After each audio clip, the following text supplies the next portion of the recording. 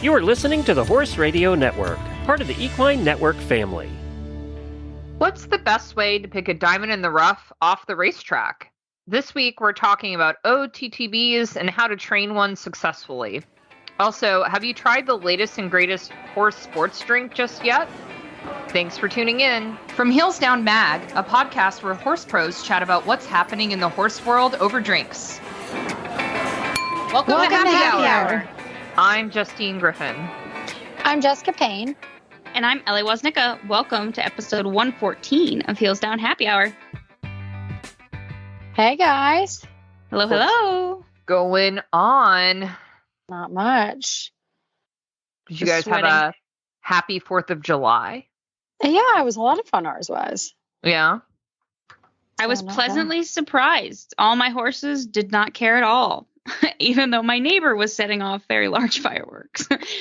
I feel like 4th of July is always the mark of like the miserable time in Florida. You know it's only going to get hotter. Yeah, like this, like you're just in it now. You know what I mean? Like this is it. It's hurricanes. It's miserable. So it's one of my least favorite holidays. But we all survived here too. So that's good to report. All right. So guys, I have an interesting drink this week that I read in the New York Times because I'm a snob, but it's their drink of the summer. And I thought I would share it because it's a little different for us. They call it Tinto de Verano. And it's going to sound a whole lot like sangria, but hang with me here because I want to explain to you why it's not sangria. Okay. All right. So your ingredients are you want some ice cubes. You're going to use some red wine, a couple of ounces of lemon lime soda like Sprite or 7-Up. And that's it. You can use a lemon wedge for garnish if you want. And basically you stir it all together and that's how you drink it. So why this is not actually sangria is because it's an equal parts mixture of red wine and also that lemon lime soda. It's pretty simple. Like I have a really good sangria recipe from Alton Brown, if you guys are like into the Food Network shows. That is amazing, but it includes some liqueur in it and you have to kind of ferment the fruit the night before with sugar. Yep. And it's amazing. It's like I always get compliments when I make this sangria. So obviously this is less labor intensive in that you just you pour the soda in with the red wine. I might have to try this because this is like right up my alley. I know. It's in so the New York Times. You're right. They're calling it the drink of the summer because it's easy to make. It's a little bit less alcohol because you're not adding any liqueur or like brandy or anything to it. It's easy to pack, like if you wanted to take it to the beach or a picnic. And but I also think that it's nice because red wine is not normally a summer drink. And I've talked to you guys a bunch about like my white wine spritzers and stuff where I've put, strawberries and stuff in them. But I prefer red wine. And so this might be like a good alternative, like to get it, just a summery drink and make it lighter basically. So I'm super excited about this one. Right. I just like that it sounds easy to make. Yeah, that's you. That's all me. Yeah. No sludge drink. No comeback of the sludge drink. Nope. Exactly. But anyways, it's easy to make. There's less sugar in it. There's less alcohol in it than a sangria. And you don't have to buy an expensive or like very like full-bodied nice bottle of red wine for this to work. Like you can get by with your more average red wine for it to be like a tasty, easy drinking summer drink. So we will share the recipe with you guys, but I like this one. So this episode is supported by Clip My Horse TV, the live stream provider for equestrian events around the world. Do you already know that Clip My Horse TV Marketplace? There you can buy and sell horses all over the world. And that best thing about it, it's easy and completely free. The Marketplace is an ideal place to search for foals, sport horses, all different price ranges and performance levels. Clip My Horse TV has a worldwide network to help you find the right horse. They provide you with everything you need to take your horse experience to the next level. Don't miss a chance to make your horse a star. Visit Clip My Horse TV Marketplace today and discover what they have in store for you and your horses. All right, guys. So I'm excited to share some news with you. And just a reminder that our news segment is brought to you by the Heels Down Spark, the only daily equestrian newsletter. It's free. You can subscribe by going to bit.ly/sparkbyhd. Jess, do you want to kick us off? I will. So the FEI is trying to control everything again. Always one of my favorite topics to deal with. Right now, though, I feel like they've taken it to a new level of craziness. I mean, and for me to say that, you guys know, like I talk about it all the time. But this time, I think it's going to affect, honestly, everybody. And I'd love to hear Justine's opinion as like a writer and everything else and journalist. And I just have a huge problem. So basically, they're proposing a bunch of different rule changes, different little wordages will be changed. But the biggest one that I find to have the problem is over their general regulations. The FEI is now proposing a social media policy for athletes and officials. So they basically want to add two new policies or proposals that say that both social media, for one for the FEI officials and one for athletes. And they detailed in their proposal, and they write out, this is in quote, should exercise good, meaning the athlete or official should exercise good judgment and think about potential consequences of their posts and interactions on social media platforms. They should not make derogatory, offensive, inflammatory comments about other athletes, chef de keeps, coaches, teams, FEI officials, organizers, the FEI, or any individual associated with the equestrian sport. Now, in theory, I agree you should not talk badly about somebody and all this. Like, I agree with all of this, but then the fact that they should be able to regulate it and that they basically they're now saying that you also should strive to be accurate and reliable with your information on social media platforms, that you should fact check before sharing and commenting on news and events related to their sport. Sharing false information or spreading rumors can have detrimental effects on the sport and stakeholders. All of that I totally agree upon. I think that you should be nice. I think you should, be able to say something. But what I don't like is that basically whenever they find something to be in violation that they don't agree upon, that you're in trouble. So you can't speak your mind. If you find that there is a cross country course, there's a jump on it, you don't feel safe. And so I'll use, for example, Doug, during the World Equestrian Games, there was a jump that had no ground line, no filler. He posted online when we were walking the course. I remember this. He went and talked to him and they wouldn't change it, but Doug wasn't riding, but he said, look, I'm on several safety committees. This is not a good look for our sport. So he went to social media, posted it. All they had to do, they ended up putting bushes on the side. And so that it was used as a ground line, basically, and they fixed what Doug found to be a problem. Now, if Doug posted that, now with this rule maybe going into effect, they'll fine him. He can't say anything.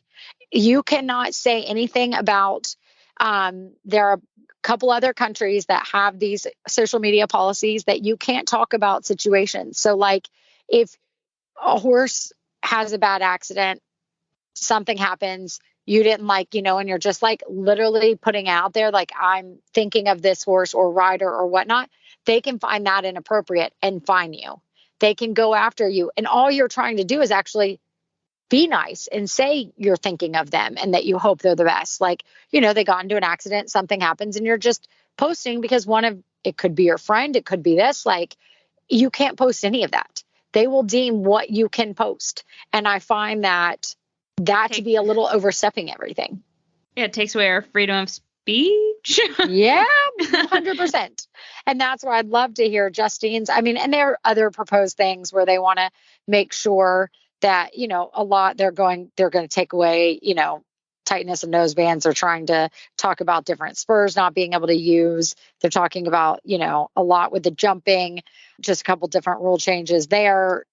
Okay, yes, fine. And then the weird one is like for veterinary regulations, they don't want horses tacking up and being groomed outside the aisle. So you have to take it from your stall and not wipe it off at all or have it in crossed eyes or have it anywhere, like they say in any manner because of biosecurity. Now, do I find that that's actually, if you're keeping them in the same stable right next to each other, why does it matter if you're tacking up? And how can they enforce that? That seems like a silly thing. Oh, that one's easy because you're in secure stabling. So they walk around and if you end up stopping, they're going to fine you for that.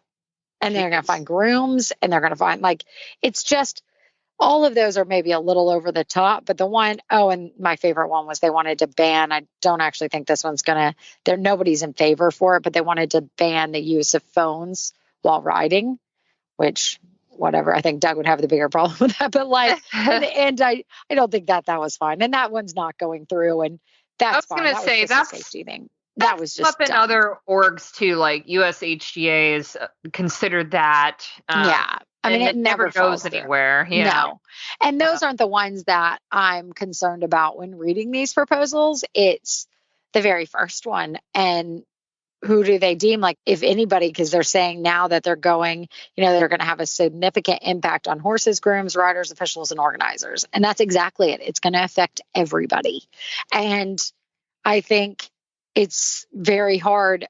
Okay, yes, maybe not every country has freedom of speech and everything else, but that is one thing of, it should be our right. And what they're saying is if you're in the FEI, you will sign away all those rights.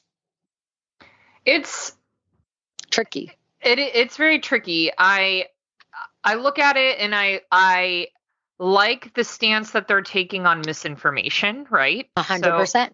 So they're holding athletes who, when you're riding at that FEI upper level of the sport, you are someone who is in the limelight and you represent the sport wherever you go. No matter what you post, no matter what you say, you are representing the sport. And I think we're a niche enough sport where not everybody thinks about that all the time. But if you're in the NBA, if you're in the NFL, you know what I mean? Like what you say resonates with 100%. Hundreds of thousands, millions of people, and the same precedent should be set among our top Olympic level athletes here. But I agree with you, Jess, right? Like you're still allowed to express concern, especially when it comes to horse welfare, concern about where the sport is headed, because you're, as an athlete at that level, you're someone with the authority who's allowed to say, hey, this is wrong, right? And stand up, because then you're not holding anybody accountable. Exactly. And so then anybody can do whatever. So I think that, yes, there is something that you should have and be kind and everything else. So those aspects 100%, but like, what if you're not trying to be unkind? What if you're actually trying to use it for safety, or you're trying to be kind, exactly, and they take it in the wrong context? This is why censorship just doesn't work at all, right? Because you can't make a blanket statement like that. I think the better option would be to have media training for all athletes at that level, and teach people what the impact that what you say can have, because it can really hurt your career and it can really help your career, and it can it can inspire change. Yeah. So, and all of that. So like, and a lot of people aren't familiar with it, but like, if you're going to go restrict any kind of ability to say, hey, look, I don't think you're doing a good enough job, because you're truly not doing a good enough job as an official, or as a course designer, or as an organizer, or, I mean, like, think about it. That could just, take off, and the organizers or the officials or the state, it could be in poor conditions and you can't say a word about it. Well, so as a journalist, this concerns me, because what if a athlete reached out to a reporter and said, hey, there's this problem here, and I think it needs to be brought out into the light, right? And that's what a journalist would write about it. But if they quoted that athlete and that athlete got in trouble, that just creates all kinds of problems. Yeah. So you're going to I have agree. people go about it in a not favorable way, and then they're going to be a lot more anonymous post, and instead of the person that doesn't really want to hide it, credibility there. Yeah. And the person that doesn't want to hide it has no problem saying something, but now you're not allowed to. Like, I think you're overstepping your boundaries by a long shot. It's scary to me too, because when you're taking away everyone else's right to kind of make constructive criticism, then it's only one person or one organization 100% guiding the show. And that's not successful in terms of growth. Like, I mean, that's like any workplace environment ever, right? If you don't listen to your employees and like what they're seeing as problems, that's not going to help you succeed as an organization. So it just doesn't make any sense, like fundamental organization wise either. It's kind of scary. Definitely. So I'll be curious to see where this goes, because I can't imagine that Jess and Doug Payne are the only people, concerned about this, right? I'm sure No, there are the other people. scarier part is a lot of people, it's kind of like getting swept under, and a lot of people haven't really heard about it. And that's the other scary thing, is it's not really getting any attention.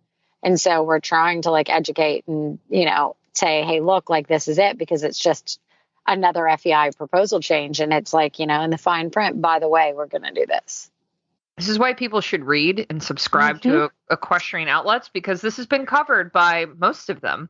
Exactly. But if you're not reading, you're not paying attention, right? This is my favorite argument I see every day from readers who read my newspaper, who live in my community, and go, hey, you didn't cover blah, blah, blah, blah, blah, blah, blah, and this affects me. And I can very easily Google and find 5 links of stories that we've covered about an issue that lawmakers voted on months ago, but no one pays attention until it's like affecting them right then and there, and at that point it's too late, So this is me standing on my soapbox to tell you to be an active, involved player in what is important to you, whether it's your community. And if your sense of community is the equestrian community, you should be reading and paying attention to what your organizing bodies are doing and the rules they're making. So now I'll step off the soapbox. What do you got, Ellie? Well, I have some sad news. I don't know if you guys have heard yet about Jane Sleeper, the 5-star event rider who got into a riding accident at the end of May. Yes. Yeah, super scary. Just heard. I always love watching her and UN, and she's really great, well-respected rider, and sorry to hear that she's going through this hard time, both medically and now financially, because it's left her with an inability to work, which I feel that. So we'll leave the link in the notes here for the show, but there is a GoFundMe, and they're also organizing an online auction through the 24th of July. That's going to have like a whole bunch of different things, lessons with 5-star riders, bodywork certificates, and like tailgating passes, the Maryland 5-star. So we'll leave the notes to all of that, and hopefully we're sending our positive vibes to Jane and her recovery. What have you got, Justine?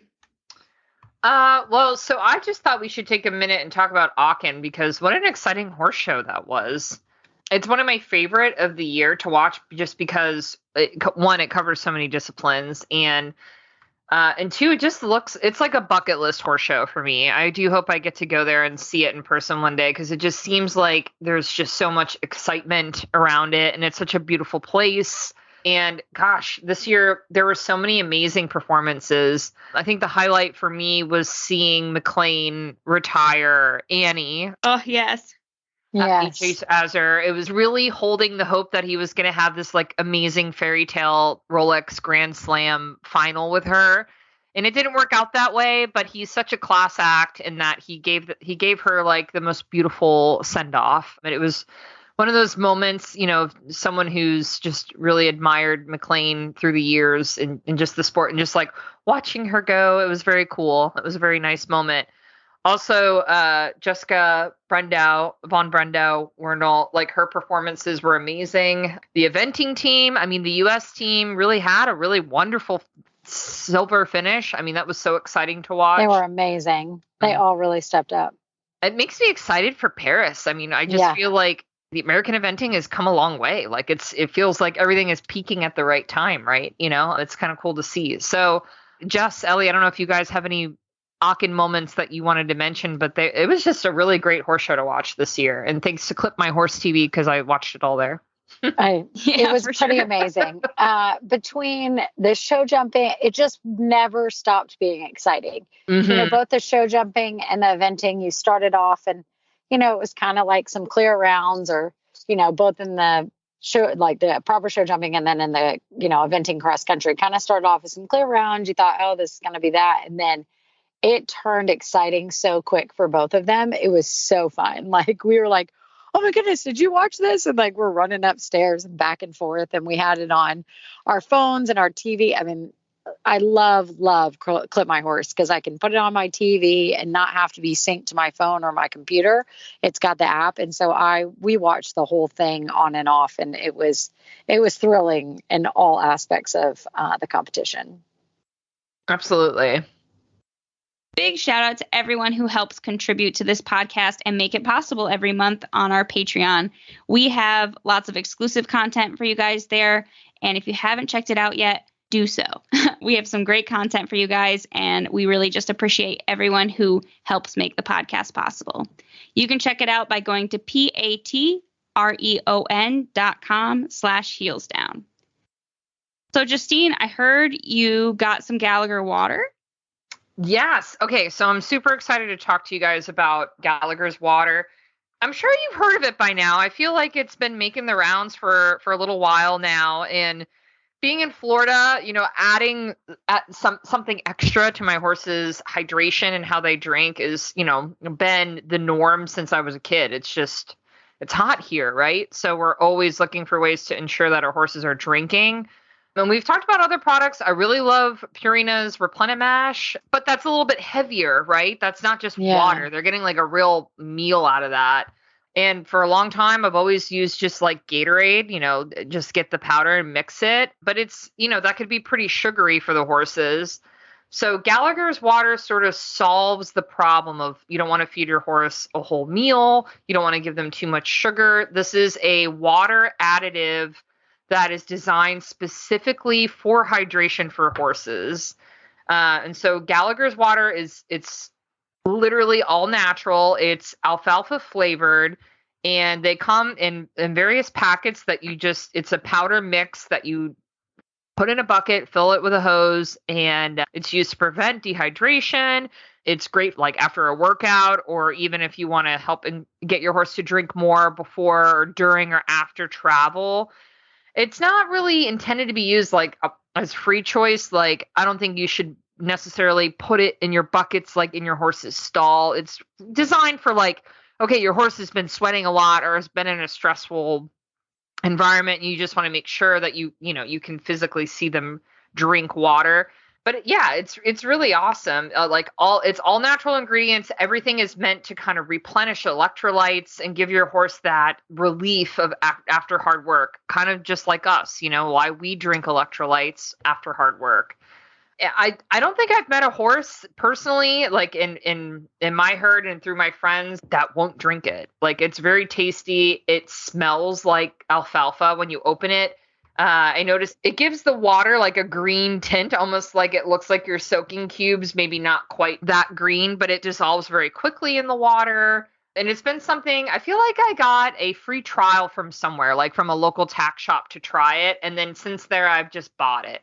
But what I like about it is it's low in sugar, like I said, instead of like buying Gatorade from your grocery store. This is lower in sugar, so it's great for horses that might have metabolic conditions, or you have some, you're worried about sugar intake. But it really, like Mikey, this is excellent for him. Like, he thinks it's a treat. Like, he sees me filling the bucket and his ears prick and he's snickering to me like he loves it. And you can actually serve it warm too. So like, Ellie, for you, like in the winter, if you're worried about horses drinking enough, you could put it in warm water and it could be used that way too. Oh, awesome. Yeah. So they do a really great job in that you can like look at all the ingredients and figure out what's in it if you're worried about how many calories or how much fiber or sugar. But it's literally made from all things that we already feed our horses. What I like about the packaging is I buy them and they come in these like little 1-serving packets that I just keep in my show trunk. So like when I'm at the horse show, they're always in there. I can grab it. I could fill a bucket and give my horse a bucket like right when he comes off the trailer, or if we're stopped for a while, like getting gas, and give him a bucket of something to drink. It's really great. And it's very affordable. Like, it's a cheap thing just to have in your toolbox. But what's really cool is Gallagher's water has been available in the US for quite a while, but starting just this month, Gallagher's water is now available in Canada. They've just expanded to Canada, and they have their own website. So if you're interested, you could check out gallagherswater.ca. I'm going to spell out Gallagher's just so you know. It's GALLAGHERS, waters.ca.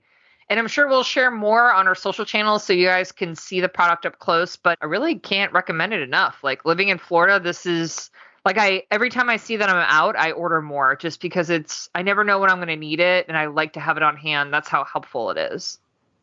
So, Justine, I wanted to touch base about, I know you've got the one going to the Retired Racehorse Project, and just tell our listeners, like, how did you find and what made you select that off the track thoroughbred?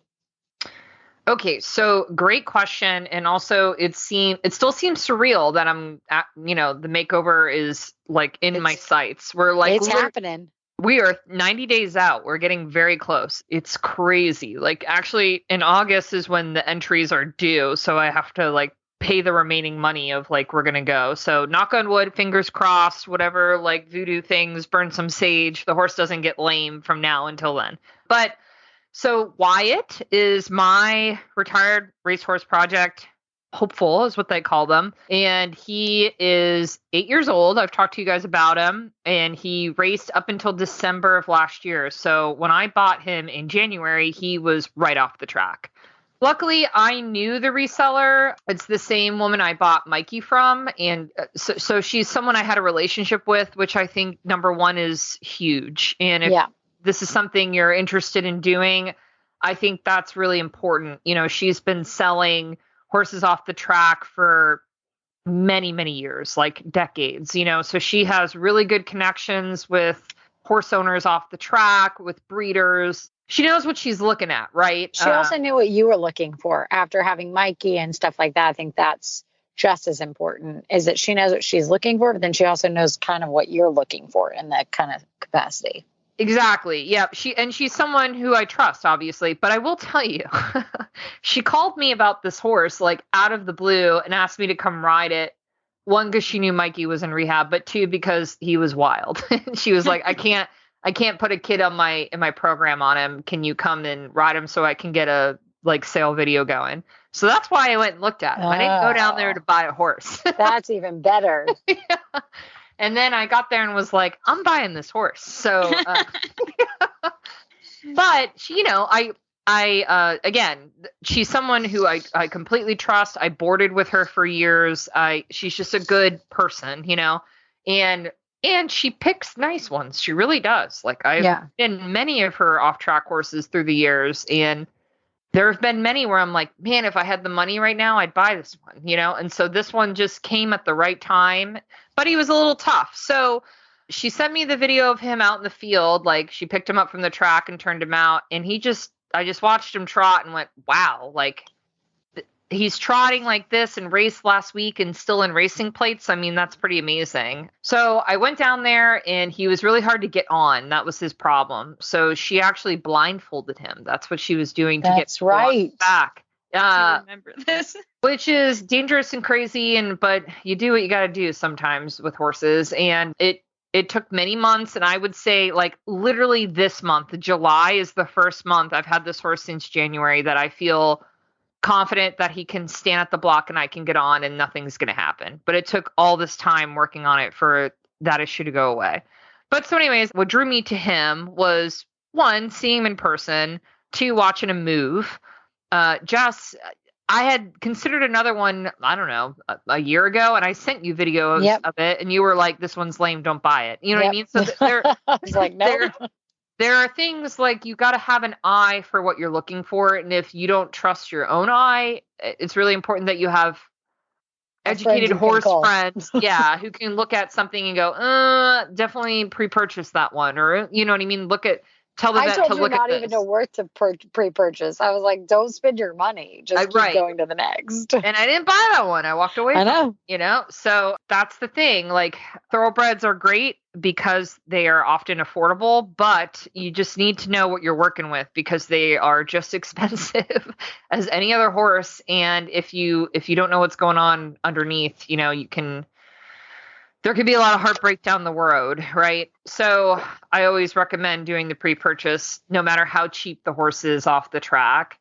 And also know, I think something that a lot of people, they look at a horse off the track and don't anticipate or don't plan for is that horse is going to change tremendously in the first 6 months that you own it. I mean, it is coming off a job that's like being a 5-star horse, or you know what I mean? Like it's a very high level fitness of work that it's doing and what it's eating. And its feet, everything about its body is going to have to change so much because you need one to let it down, let its body rest, and then figure out what it needs to stay healthy, to keep weight on, to build top line as it transitions to a job that's going to be way lighter in the workload than what it's used to. And then understanding the needs of new training. So when I first had Wyatt, he looked great. I mean, he was shiny, full of dapples, big and round. Like he was just a beautiful horse. And then within 2 months, he looked very ugly, as he transitioned, and I got him on ulcer meds. But that's very often part of the process with thoroughbreds. We pulled his shoes off and he was crippled. Like there are all these things you just have to be ready to make that investment on the front end to get them to flourish, right? It just takes time. There are also things about racehorses that people, their routine in their barns and with the people who handle them couldn't be more different than the way we handle horses as pets and as amateur hobby sports horses. Like mine, I didn't know how to cross tie. I knew that. Most thoroughbreds don't know how to cross tie when they come off the track. He was very good in the trailer, but the cross ties were a problem. Standing for the farrier was trouble in the beginning. The first time I had a Chiro touch him, he was like going through the roof of the barn. He just had never been touched in that way by another person. You have to give them some grace as they figure out this new lifestyle, because you're like an alien to them, like his poor eyes would just bug out of his head because he was like, what are you going to do to me? And it like now, so I don't know how many months it's been, at least 6 months, but I feel like he's finally coming around to trust me, to be like, oh, like, okay, life's pretty good with you, even being turned out. Like this poor horse didn't understand what it meant to be like out in a pasture in the beginning. Like he wanted to pace the fence line. I had to convince him, like, I swear you're going to want to be out here on the grass. I promise. And that's the best thing I ever did for this horse, was just turn him out, You just got to be prepared, I guess. It's not just like buying a horse from another person that's had a job, or even if it's just been someone's backyard horse. They have all these different needs. I would say the two biggest investments in terms of like my pocketbook with Wyatt have been his feet and just his overall diet and health. So generally gut health, making sure he's on a balanced diet. He's getting the calories that he needs. Sometimes being in a full boarding situation, that can be hard to convince a barn. Like, this horse needs to eat more physically. He just needs more calories. I just, I've had a few times over the years where I'm just like, I understand that your warm blood or your quarter horse that is doing just as much work as my thoroughbred eats this much, but the thoroughbred and its metabolism needs so much more calories, and you just you got to feed them. You got to feed them, or else they will look like skin and bones. There's just nothing you can do about it. You have to feed them. So sometimes I felt like that's been a challenge for me as someone who has to rely on boarding, and then two, finding a farrier who's willing to work with you. Because when Wyatt came off the track, we pulled off his racing plates and they were like glued on like halfway up his foot. They were insane. Like how they had to figure out how to keep the shoes on this horse's feet is crazy. So when we pulled them off, they clearly took so much of his foot off. He was so foot sore. And then we just had to let him be foot sore and let his foot grow for a while. I put him in boots. We did a review of the Flex Horse boots that were great. But even like this horse probably still to this day can't hold a nail in his foot. His soles are just still that thin, even being on Farrier's formula and being on a balanced diet and getting plenty of alfalfa. It just takes a lot of time to rebuild that foot. So have a farrier that you trust that can help you with that. The glue-on route is something that a lot of people do, but there are different ways to manage that. But it's a long game. I think that's what a lot of people are like, oh my gosh, my horse is still lame or sore or whatever. You got to think that you're changing so much of their life in such a short period of time. You just got to give them time to adapt and their body to react to that. All of that applies when you get on them too, right? Like it just takes time for them to settle sometimes. I don't know, Jess, does any of that resonate with you? I know it's been a while since you guys have had a thoroughbred in your barn, but I know you've ridden plenty of them through the years. No, and for sure. And it all kind of goes out because like you've got to just give them the time. And it's a lot like, if a horse has been in a situation it's not understanding, it's not just the thoroughbreds that you got to give them the time. And yeah, you want to be able to jump in and say, hey, look, I want to go, X, Y, and Z. But sometimes you need the adjustment. They need the adjustment. And just really taking that time, I think, is really, really important. Yeah. Wyatt's really flourished over time. And I just try not to get too upset or too anxious. There is the countdown is ticking, right? But you got to think about the long run, not just every day. Think about the weeks. Over the week, he's been great, but maybe you have a bad day. We've talked about this before. Have a bad day, but don't let it set you off to really push you back. Just kind of think, okay, I'm going to take baby steps to really grow forward. Exactly. The RRP is great. They have so many resources for trainers who sign up to do the makeover. And one of them is they have a Facebook group for all the trainers. And it's really fun. People post videos of their progress. Fun. Yeah, but it's also, I'm not going to lie, anxiety inducing sometimes because it's easy to feel that FOMO of man, I'm so behind. But, there are so many people that post oh, I'm on the slow train. I'm barely doing yada, yada. Everyone's on their own journey through the makeover, which I think is what makes it such a cool experience, right? Because everyone's experience to this horse show is individual. It's all about you and this one horse and what goals you set for yourself to get there, which is so cool. And it's really a wonderful celebration of the breed. Obviously, as someone who events, thoroughbreds are everywhere in eventing. So it's great to see, the sport really recognize the breed for what they're good at. But also, the makeover does a ton of different disciplines. There are field hunters if you're a fox hunter. There's ranch and trail stuff. There's barrel racing, hunter jumper, anything you can think of. It's just so cool how it's really grown over the years. And I'm happy to keep you guys updated as we keep moving along. Yeah, that's going to be awesome. Yeah, I'm so excited for you and for Wyatt. Thank you. Yeah, he's doing really great. So Jess, I don't know if you guys have seen this lately, but Eagle Gold just launched this really cool program. So obviously there are Eagle Gold sponsors a handful of riders at the top level. Doug is one of them. I know you guys ride exclusively probably in Eagle Gold pads, but Eagle Gold is expanding their sponsorship program and they've opened up their sponsored rider program to riders 18 and up who wanted to apply to be considered.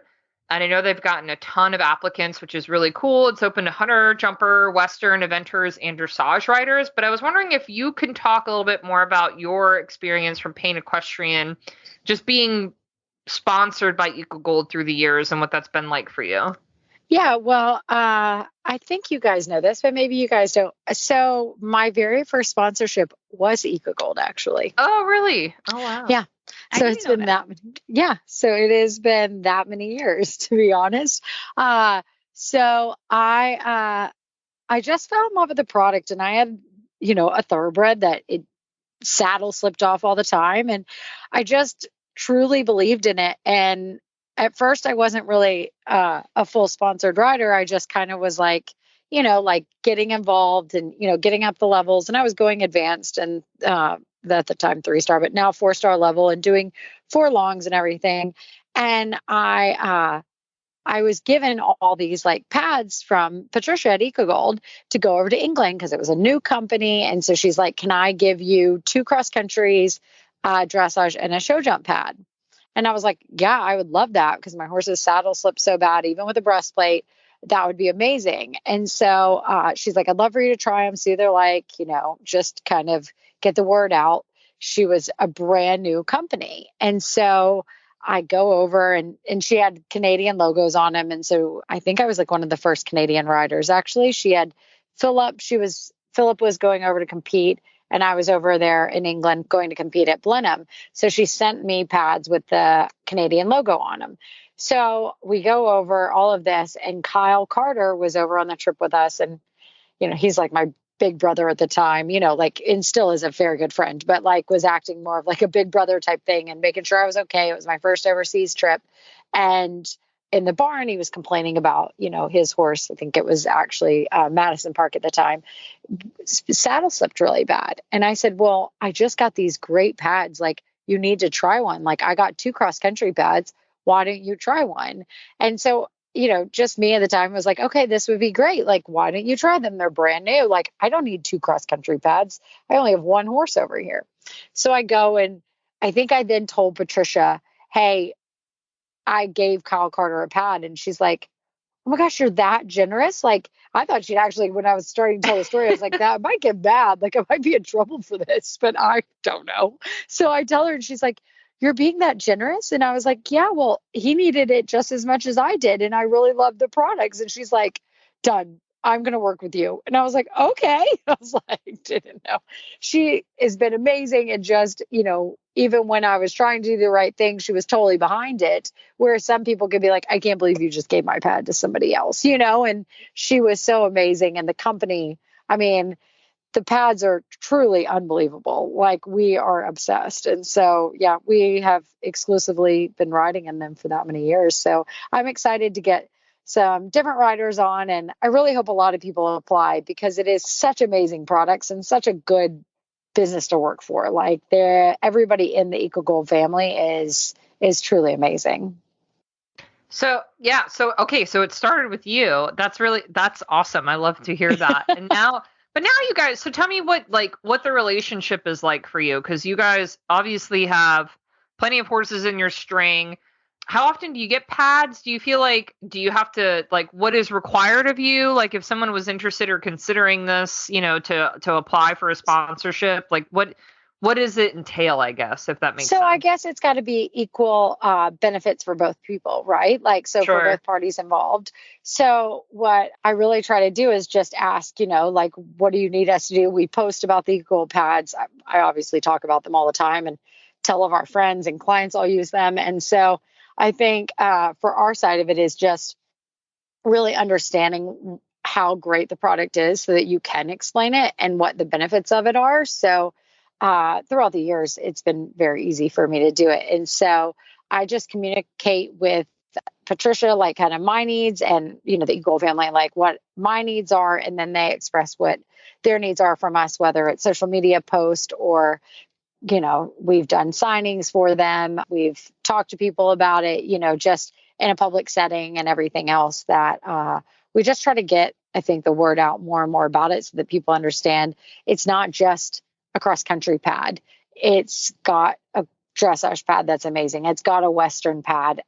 It's what we use in the hunters when you can't even have a breastplate. It's amazing. So all of that, I think a lot of people still don't understand all the benefits that you don't have to have all that non-slip technology, because it's already built into the pad. So for us as sponsored riders, I think it's our job to kind of inform everybody so that they can use that knowledge, so then hopefully love the product as much as we do. Gotcha. So if you want to apply, you can find more information on EcoGold's website, which is ecogold.ca, and search for the EcoGold Rider Sponsorship Program. All right, guys, it's time for Rose and Thorn. Who wants to go first? I can go first. Okay.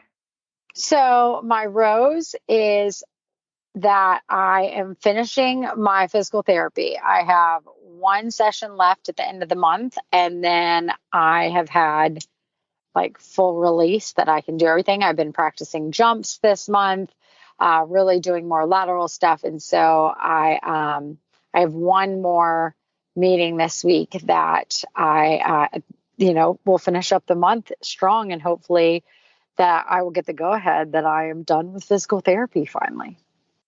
Wow, that's amazing. Awesome. I know. So that would be really, really great. I'm so looking forward to it. And then my thorn is that I still think I'm a little bit of time off riding my baby, because I would, as much as I would love to, and I think it's kind of a weird thorn, I'm really excited to get back riding him. Then I see him kind of being naughty with the other young horse with Doug. And I'm like, I don't really know about that situation. So I saw that video Doug posted. Same. Yeah. And I'm like, walked better. so as much as I feel like my progress is going so well, I feel like I'm kind of not going so well on that side. Yeah. And so I've been riding, and I have not jumped yet, but think I'm close to jumping. And so, yeah, I feel like I'm like doing so well in so many different aspects that I'm like, oh, I'm just going to get on Icon and like go back to where I was. And then I'm like, no, maybe not. Like when I see him do that stuff, I'm like, Doug's like, you're not getting on this one. And I'm like, okay. Like, so that's my thornness. It's like, you know, you're ready to go. You feel great, but then you have a little bit of a reality check, to be honest. There you go. Fair. What about you, Ellie? Well, my thorn. I'm just gonna laugh because what else can you do? So I always tell Matt, right, that I'm like, I have 3 personal horses so that I have backup. So like if one loses a shoe, it's like a car with a flat tire, right? You can use your other car. But obviously Batman has been in rehab for over a year and a half now, which he's doing so well. But unfortunately, he must have said something to Berkeley about how much he loves going up to Cornell or something, because I did get the results of Berkeley's MRI and he has a lateral collateral ligament issue. No. So, yeah. So he's off for minimum 6 months to a year. He goes up to see if they can see the ligament lesions with an ultrasound. Fingers crossed that they can, because obviously that ligament, only like a third of it is visible. The rest of it is in the hoof. Because if not, then like in order to do his like stem cells and his rejuvenation therapy for it, he would have to go under MRI, which is fine because we know he fits in the standing MRI. I would just have to truck him there to get there. But I'm hoping that they can just see it with the ultrasound, so it'll be a little easier, so I won't have to drive far. But that's my thorn, is that like I'm finally like pretty solid, walk trot, and I'm like feeling better, and I want to be able to like enjoy my horse. And then my horse did something in the pasture where he decided it wasn't time to come out of his semi-retirement. It's so annoying. It is annoying. And so now I told Q, I was like, look, you are my last one. So you have to be on your best behavior, because I was supposed to take Berkeley and Q to the Buck Brannaman Clinic in September. And I was so excited, like looking forward to it. But obviously Berkeley is not going to go to that now. So I told Q, I was like, look, that means you're now going to do both clinics, like the groundwork and the under saddle. So like I've been trying to like get him in super duper shape, which we're getting there. He still looks pregnant, but we're getting there. And I'm enjoying working with him, because he's always kind of, so I guess this is my rose, is that it's kind of connected, because I've always kind of put Q, I mean, just like you, Jess, right? I've put Q on the kind of the back burner, and he turned 7 this year, and he's really like, I mean, he's safe for sure, and he understands what you ask him, but he's not super finished. He's not super broke.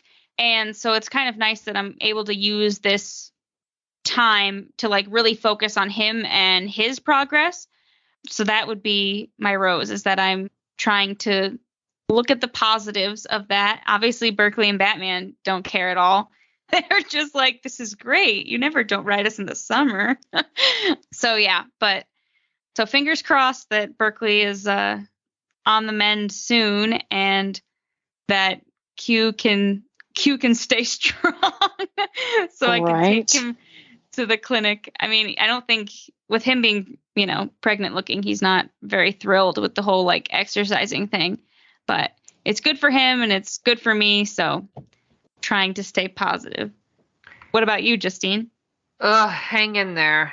I would say my rose is that we just had a check-in with our vet for Mr. Michael, who has been trotting his little legs off in rehab, and we are now trotting in circles, guys. This is a big deal. It's been a year, and I can trot my horse in a circle, and we are just weeks away from cantering, and cantering when I ask him to, not when he decides he's going to canter. So it's very exciting, but for the first time in a very long time, I can sort of see the light at the end of this insanely long, agonizing tunnel. So Fingers crossed, Michael continues to make good decisions and we keep heading in that way. That is my rose for sure. My thorn is that I'm taking Wyatt to a horse show this weekend, and I don't know. It's so hard to stay motivated in the summer here. It is 1,000,000 degrees, like literally the surface of the sun. For 2 weeks straight now, we've had heat advisories here, and I'm just like trying to keep everybody alive, And then I'm like, and then I'm like, oh my God, it's 90 days until the makeover. Like, I've got to keep this horse going. It's insane. I feel like I'm just like running on fumes because it's just a lot to do all the things. I don't think I'm a person who can have 2 horses for the long term in the future, if I'm being honest. Especially boarding. Like if they lived in my yard, maybe, you know what I mean? But like keeping the 2 of them going, because the rehab is like, it's like my Bible, man. I have to do the rehab rides, and that takes precedent over That's hard. Wyatt, because I have to keep that one in work. And then I am doing my best with Wyatt in the meantime. But actually my break when I level. Yeah, it's just crazy where I'm just like, how do I, like, my poor husband, he's very low on the list of the priorities right now, and he is a good sport about it. So I think Alex and Matt should make a support group, because I feel like Matt is in the same boat. And he's like afraid to ask about the horses because he doesn't know if it's an emotional day. You know what I mean? So poor guy. But I will say, I think the break, like while I was out of town on the trip with Alex, which was very nice, was good for Wyatt. Like he feels really good. He looks really good in his body. So this weekend, we're just doing a combined test, but doing beginner novice, like stepping up to the 2-7 with the goal of doing a 3-phase at the end of the month if we're still alive and haven't surrendered to the heat stroke yet, which is great because beginner novice is what we'll do at the makeover. So now I feel like all the hard work of the training is mostly behind us, and now it's just making sure Wyatt feels confident and competent at this level, right? And just the next 3 months is really just making sure he feels really good here. It's not like I'm having to keep asking for more after this, which is great. Like I'm somehow, somewhere in all of the chaos of my life and the world, the timeline has worked out because I feel like I've got plenty of time to make sure this horse is feeling good and staying sound, and is like, now that we've reached the level that we're going to compete at, just keeping him, like, just really building the confidence there. But again, I just can't pass out. That is the goal of the weekend. Just don't pass out, get through the tests. Nobody die of heat stroke. Find your own Gallagher's water. Yes, exactly. I'm going to put alcohol in mine, though. Well, that's not going to help dehydration. We'll just make Alex spray us both down with the hose. Yeah. All right. So we got a mailbag from Sam in our Facebook group. She posted a picture of her daughter's beautiful new horse, a lovely gray, and wanted to ask if we had any advice about a horse who is afraid of fly spray. So this horse is new to them, and they're really good with the hose. Like you could spray them down with water, but they don't like the spray of the bottle. Do you guys have any tips? Ellie, do you want to start? Yeah, so I actually, one of the halflingers that I was saddle breaking actually had this issue, which, to be honest, I've never dealt with before. Like, I've had horses who, like, don't like getting sprayed, like, by their ears, right? I feel like that's pretty normal.